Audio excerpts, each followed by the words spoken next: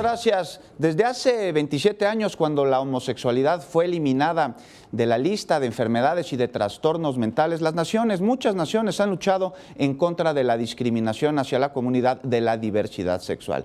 En el marco del Día Internacional en contra de la homofobia, de la lesbofobia, bifobia y transfobia, le presentamos la siguiente nota sobre los logros y sobre todo los retos que aún enfrenta esta comunidad. Hablar de homofobia, transfobia, lesbofobia o bifobia es hablar de un solo fenómeno recurrente en la sociedad mexicana: discriminación, la cual, si bien ha dejado de ser focalizada en la comunidad LGBTTI, sigue estando presente en la cultura de los capitalinos y se mueve a otros ámbitos. Ya no es la primera causa de discriminación el tema de transfobia, homofobia, lesfobia, bifobia.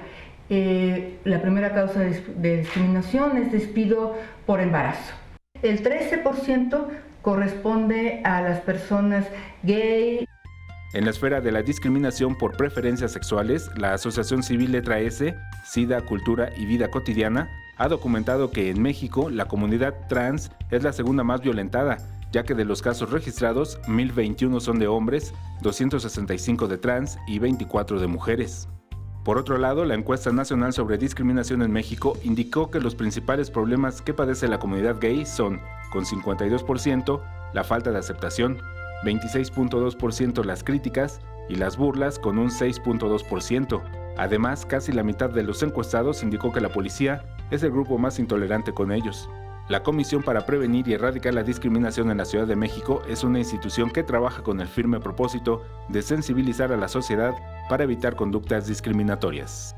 Nadie debería de ser menoscabado en su dignidad. A nadie lo tendríamos que hacer menos ni por su manera de pensar, de hablar, de vestirse, y mucho menos por a quien ama. Alberto Álvarez Santana, 21 Noticias.